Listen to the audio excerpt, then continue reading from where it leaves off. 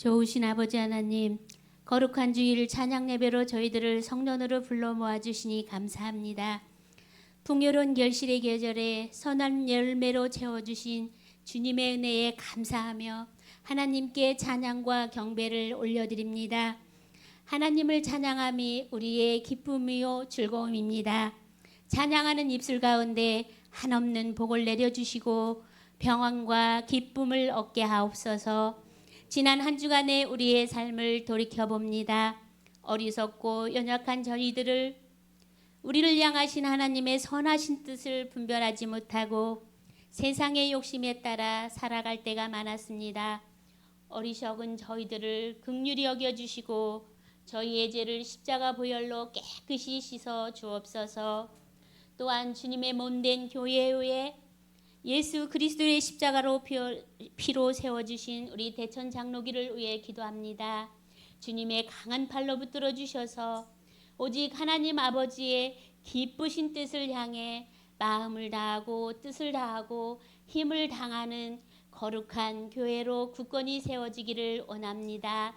온 성도들이 주 안에서 한 마음이 되어 주님을 높이며 찬양하게 하시고 예수님을 닮아가는 삶이 되어 진리를 따르는 믿음의 용사들이 되게 하옵소서. 또한 특별히 수험생들을 위해 기도드립니다. 수학능력 시험이 11월 16일 다가오고 있습니다.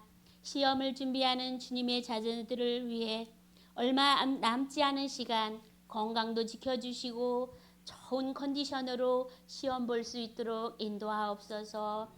또한 여러 가지 질병으로 고통 가운데 있는 환우들을 기억하시고 치료하여 주옵소서. 긍휼히 여겨 주옵소서. 또한 평화의 왕이신 아버지 하나님, 이스라엘과 팔레스타인 지역에 평화를 내려 주시옵소서. 민간인을 방패 삼아 민간의 로켓을 발사하고 민간인을 납치로 인질로 삼아 수만 명을 무차별적 폭력과 전기, 수도, 가스, 식량군까지 수많은 사망자로 끔찍한 재난을 겪고 있습니다. 이스라엘과 팔레스타인의 긍휼을 베풀어 주시옵소서. 전쟁은 모두를 패배자로 만듭니다. 하루속히 멈춰주시고 납치된 이들을 지켜주시고 사랑하는 가족의 품으로 살아서 돌아가는 은혜를 베풀어 주시옵소서. 이 시간 말씀을 전파하실 김태민 목사님, 주님의 강한 팔로 붙으시사 은혜의 말씀, 능력의 말씀 선포될 때에 은혜의 풍성한 시간 되게 하옵소서. 감사드리오며 평화의 왕이신 예수님의 이름으로 기도드립니다. 아멘.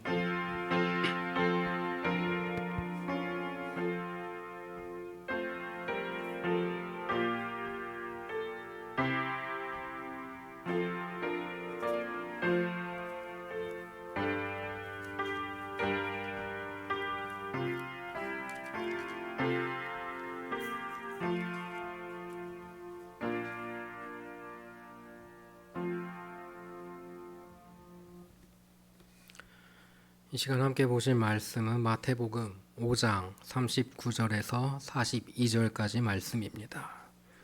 제가 가진 성경으로 신약 7쪽입니다.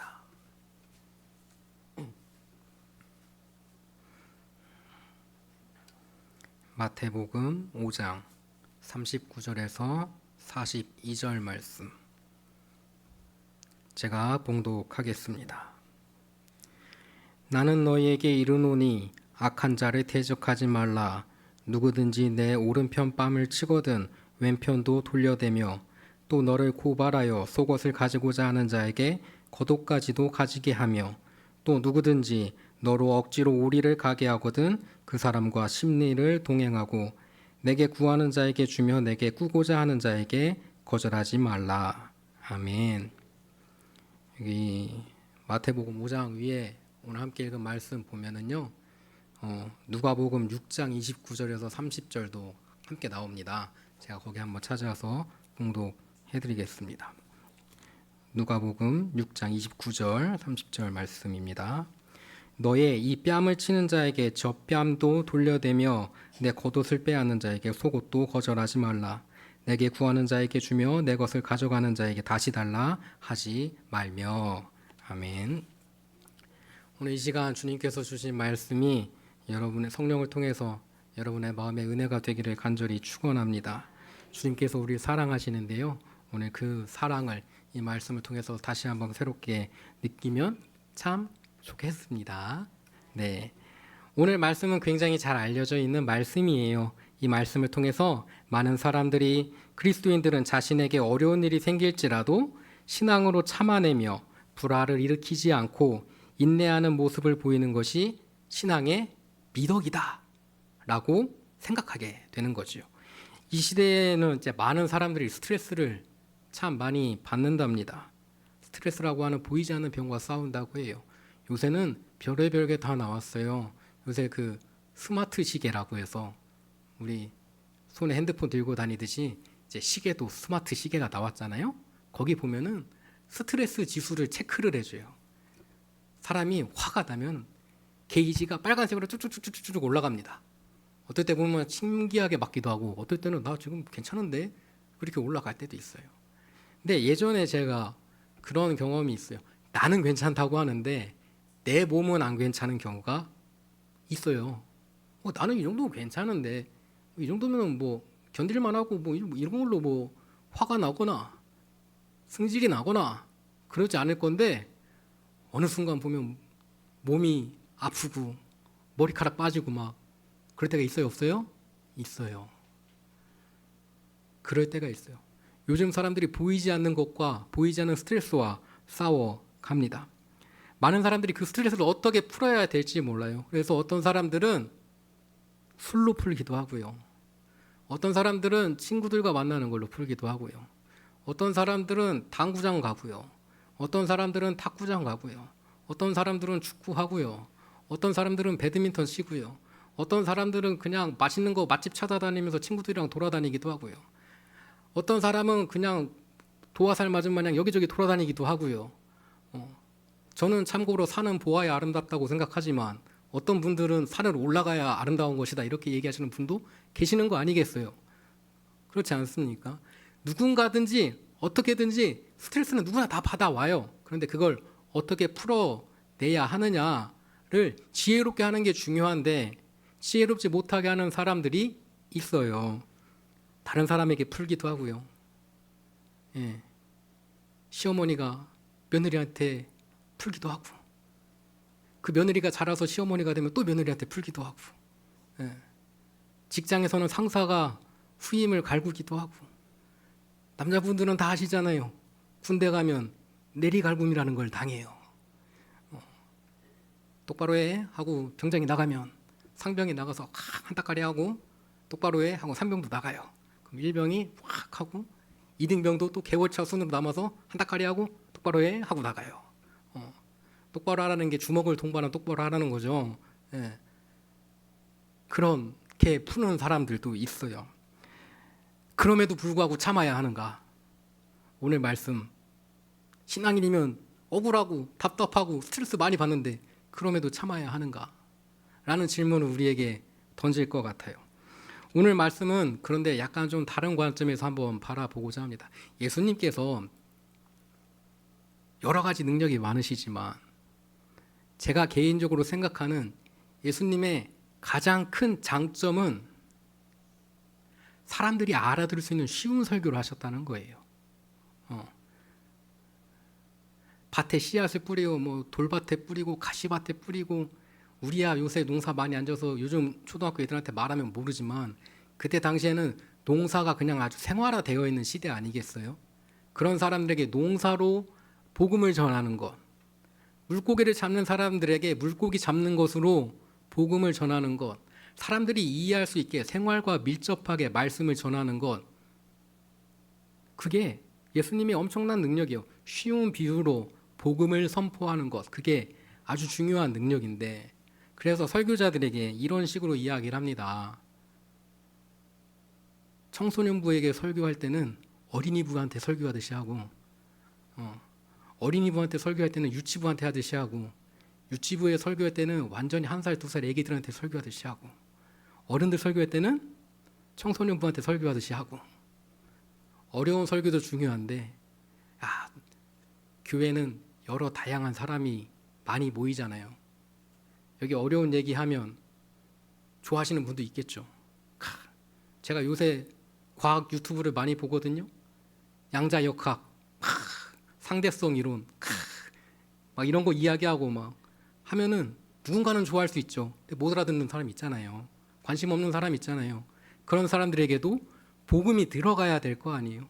쉬운 말씀으로 설교할 수 있는 게 얼마나 감사한지 몰라요. 저는 그래서 제 설교를 항상 쉽게 바꾸려고 하는데 그럼에도 제가 부족해서 못 알아들으신다면 여러분의 기도가 부족한 거니까 기도하셔요. 아셨죠? 자, 오늘 말씀을 여러 가지 관점에서 바라볼 텐데 제가 오늘 마태복음 말씀도 말씀드렸고요. 함께 읽었고요. 누가복음도 함께 읽었어요. 두 말씀이 비슷한 맥락인데 다른 부분이 있습니다. 뭐가 달라요? 마태복음에서는 오른뺨을 맞거든 왼뺨도 돌려대라 이렇게 기록하고 있고요. 누가복음에서는 이 뺨을 맞거든 저 뺨도 돌려대라 이렇게 말하고 있어요. 그 말이 그 말 아닙니까? 그 말이 그 말 아니에요. 네, 달라요. 달라. 자, 우리 옆에 있는 분 한번 잠시 바라볼까요? 사랑하는 마음으로 오른손에 들어서 뺨 한번 쓰다듬어 주세요. 자, 어느 뺨을 쓰다듬어 줬어요? 왼뺨이죠. 우리가 보통 싸대기 때리면 왼쪽 맞아요. 아침에 드라마 보시면은 싸대기 땅 때리면은 왼쪽 맞는 거예요. 왼쪽. 그렇죠. 그런데 오른뺨을 맞으면은 왼뺨을 돌려대래요. 왼뺨을 맞으려면 어떻게 해야 돼요? 전 세계 인구의 90%가 오른손잡이에요. 오른손으로 딱 때리면은 무조건 왼뺨 맞는 거예요. 근데 오른뺨을 맞는 방법은 두 가지가 있습니다. 첫 번째, 이 사람이 왼손으로 때렸다. 그쵸? 왼손으로 때리면 오른뺨을 맞는 오른뺨을 헷갈려. 왜? 왼뺨을 맞는 거예요. 왼손으로 때리면 왼뺨을 맞는 거예요. 자, 성경에서 오른쪽과 왼쪽이 가지는 의미가 있어요. 오른쪽이 정결한 것이고요. 왼쪽은 부정한 것이래요. 그래서 성경에서 보면은 제사 드릴 때도 보면은 제물에 피를 받을 때도 오른손으로 받고요. 제물을 각을 뜰 때도 오른손으로 뜨고요. 제사장들이 하는 모든 일들은 무슨 손으로 해요? 오른손으로 해요. 하다가 어머나 실수해갖고 왼손으로 하면 어떻게 되는 거예요? 에? 부정하다. 예, 그래요. 어떻게 해요? 그래서 처음부터 다시 다 버리고 리셋. 처음부터 다시 하는 거예요. 왼손이 닿으면 부정하대요. 그런데 그런 문화예요. 그런 곳이. 자, 그런데 이 왼손으로 사람 싸대기를 딱 때렸다. 무슨 의미예요? 이거는 그냥 발바닥으로 때리는 것과 비슷한 거예요. 발바닥으로 싸대기 톡톡 때리는 거랑 비슷한 거예요. 예. 상대방에게 엄청난 모욕을 하는 거예요. 그 문화적으로 그래요. 자, 이게 첫 번째 방법이에요. 두 번째 방법이 있습니다. 손등으로 팍 이렇게 때리면은 많이 아프겠죠. 저는 맞아본 적이 없어서 모르겠는데 우리 남편분들 혹시 집에서 네, 모르겠는데 손등으로 때리면은 오른손으로 손등으로 탕 때리면은 맞는 거예요. 자, 손등으로 때리는 거는 언제 쓰는 거냐면은 사람한테 하는 게 아니고 동물한테 하는 거예요. 동물 중에서도 어떤 동물한테 하는 거냐면은 돼지한테 하는 거예요. 돼지한테. 돼지가 말 안 들으면 탕탕 이렇게 치는 거예요. 말 들으라고. 근데 사람한테 손등으로 탕탕 이렇게 치는 게 무슨 의미예요? 야, 너는 사람이 아니야. 짐승 같은 놈이야. 이 말이에요. 이 말이에요. 오른뺨을 맞는다는 게 굉장한 모욕이기도 하고요. 인간의 답지 못한 대접을 받는 거예요. 자, 여길 때려서 너 인간 아니야. 너 사람 아니야. 그런데 이쪽을 때리라고 하는 건 뭐예요? 아니야, 나 사람이야 이거예요. 나 사람이야. 야, 너는 왜 나를 짐승 같다고 하니? 왜 내가 너보다 못한 사람이라고 하니? 하나님께서 우리를 똑같이 만드셨고 나를 존귀하다 하시고 나를 똑같이 사랑하시는데 너는 왜 그렇게 이야기하니? 네가 나를 아무리 짐승같이 본다 하더라도 나는 하나님께서 사람으로 만드셨고 존귀하게 만드셨기에 이쪽 뺨을 때려라 이거예요. 세상 사람들은 누군가를 존귀하다고 하고 누군가는 비천하다고 이야기합니다. 하나님께서는 그러셔요, 안 그러셔요? 안 그러셔요. 자, 이어지는 말씀 보면은 속옷을 뺏어가는 자에게 겉옷까지 뺏어주라고 이야기해요. 그런데 누가복음에선 반대예요. 예, 겉옷을 가져간 자에게 속옷까지 내어주라. 뭐 그러는데 그거는 뭐 둘째치고 가장 다른 것은 마태복음의 앞에는 누가복음에 없는 단어가 들어갑니다. 고발해서. 왜 고발해요? 성경에서 나오는 고발이 어떤 의미일까요? 예. 성경에서 말하는 도발이 어떤 의미일까요? 이게 고리대에서 돈 다 뺏어가고 내줄 게 없으니까 옷까지 뺏어가는 거예요. 옷까지 뺏어가는데 이때 문화는 뭐냐면 겉옷이 굉장히 중요해요. 낮에는 덥고 밤에는 추워요. 집도 절도 없으면 어디서 자야 돼요? 밖에서 자야 될 거 아니에요. 겉옷이 되게 두꺼운데 이 추운 날 밖에 나가서 잘 때 이 겉옷마저 없으면 어떻게 되는 거예요? 죽는 거예요. 얼어 죽는 거예요. 이불과 같은 역할이에요. 그리고 이 겉옷은 하나님과 연결되어 있다고 하는 술이 달려 있어요. 끝 밑에. 그래서 이들에게 있어서 겉옷은 절대 뺏어가지 않는 거예요. 절대 뺏어가지 않는 거예요. 그런데 이 빚쟁이가 또 당신 빚을 안 갚으니까 네 돈 다 내가 가져가겠소. 아, 모자르네. 속옷도 내고 가시오. 속옷까지 다 뺏어가. 근데 성경에서는 빚쟁이들한테 그렇게까지 하라고 해요, 안 해요? 안 해요. 빚을 그렇게 해갖고 고리대 하지 말라고 해요. 이자 받지 말라고 한단 말이에요. 그런데 그렇게 해서 가져가요. 왜? 그때 당시 문화는 그랬으니까.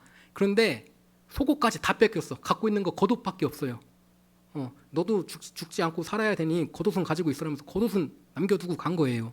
근데 그 안에는 지금 뭐 입고 있어요? 아무것도 없어요. 홀딱 벗고 있어요. 이 겉옷 벗어버리면 어떻게 돼요? 경찰서 잡혀가요. 예. 근데 이 겉옷까지 내어주라는 건 뭐예요? 이 옆에 있는 지나가는 사람이 볼 때 이 사람이 이 옷을 입고 있으면 억울하게 빚쟁이에게 고리대 당해서 다 뜯겨가고 있는 걸 아무도 몰라요. 그런데 이 겉옷까지 벗어버려서 저 사람이 나의 생존 기반에 대한 모든 것을 다 가져가 버렸다는 것을 사람들에게 알리라는 말이에요. 이어지는 말씀을 보면 뭐라고 나옵니까? 오리를 가거든 심리까지 동행하시오. 자, 이때 당시에 군인들이 정복당한 사람들에게 강제적으로 노역을 시킬 수가 있었어요. 짐을 옮길 수가 있었어요. 근데 군인 한 명이 사람 한 명에게 할당되어 있는 거리가 있어요. 그게 오리예요. 오리면 몇 킬로예요? 오리면 몇 킬로예요? 한 2kg 정도 되죠? 예. 2kg 정도 되는 거예요. 근데 오리까지 가는 것, 2kg까지 가는 거는 나의 선택이 없어요. 군인이 억지로 끌고 가는데 말 안 들으면 때린다는데 그 군인은 나를 지금 사람으로 보고 있지 않아요. 뭘로 보고 있어요? 짐말로 보고 있어요. 나귀로 보고 있어요. 짐 옮겨야 되니까 와서 옮겨 이거예요.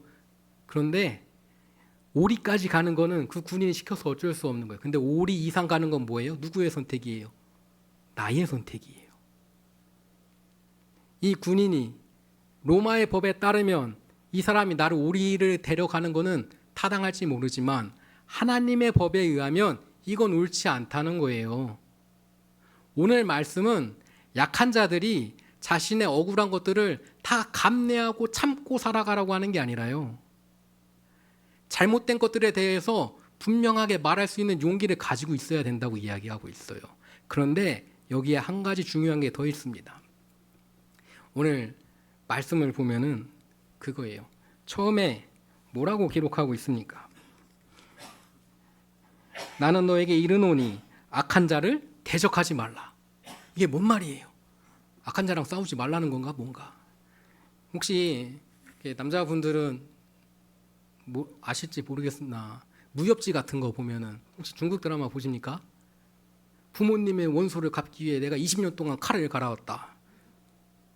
들어보셨어요? 안 들어보셨어요?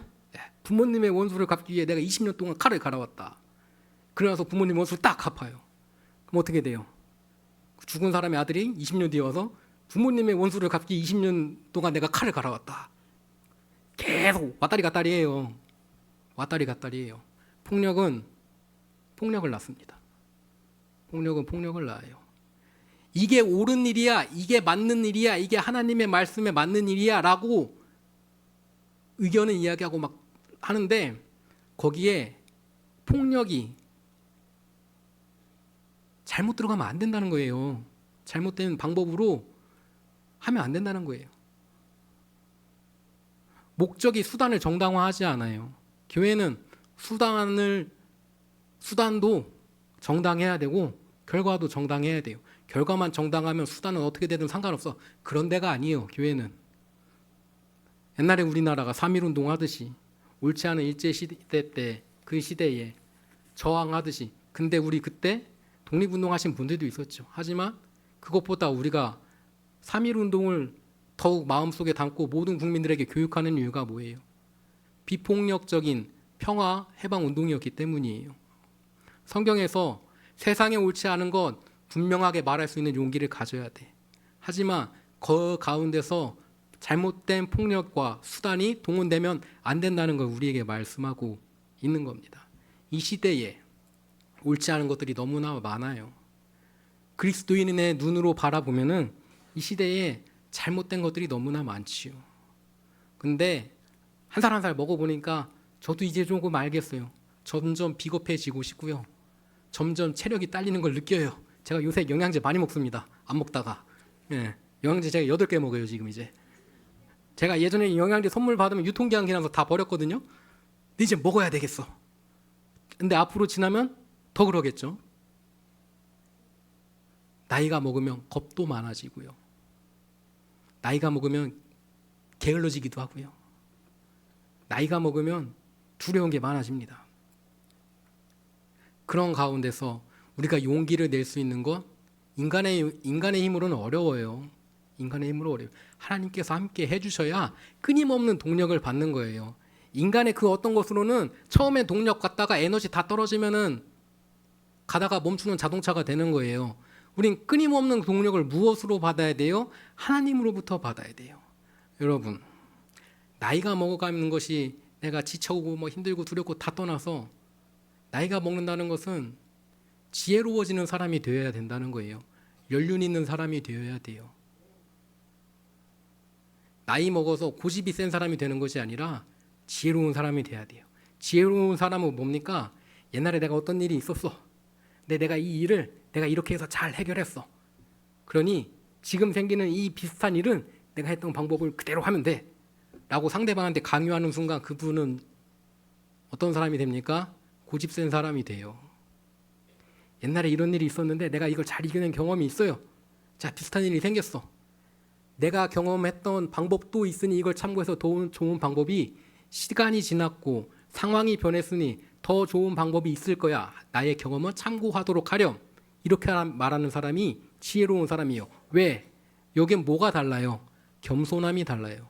내가 알고 있는 방법, 내가 했던 방법이 100% 옳은 것이 아니라 내가 했던 방법이 그때 당시에는 좋은 방법이었으나 시간이 지나고 나서 내가 틀릴 수도 있다. 내가 생각한 것보다 더 좋은 방법이 있을 수도 있다라는 걸 깨우친 사람은 지혜로운 사람이 돼요. 그런데 내가 무조건 맞다고 해서 우기는 사람은 고집센 사람이 돼요. 여러분, 지혜로운 사람이 되십시오. 그 지혜로 인해서 자녀들에게 사랑받고 신앙의 모범이 될 수 있는 저와 여러분이 되길 간절히 축원합니다. 하나님께서 그 지혜로움을 통해서 이 땅의 악한 것들을 물리치시고 이 땅에 하나님의 나라를 세우고 싶어 하셔요. 그 일꾼이 되어야겠지요? 저와 여러분이 그 일꾼이 되어서 하나님께 기쁨이 되기를 간절히 축원합니다. 다시 기도하시겠습니다.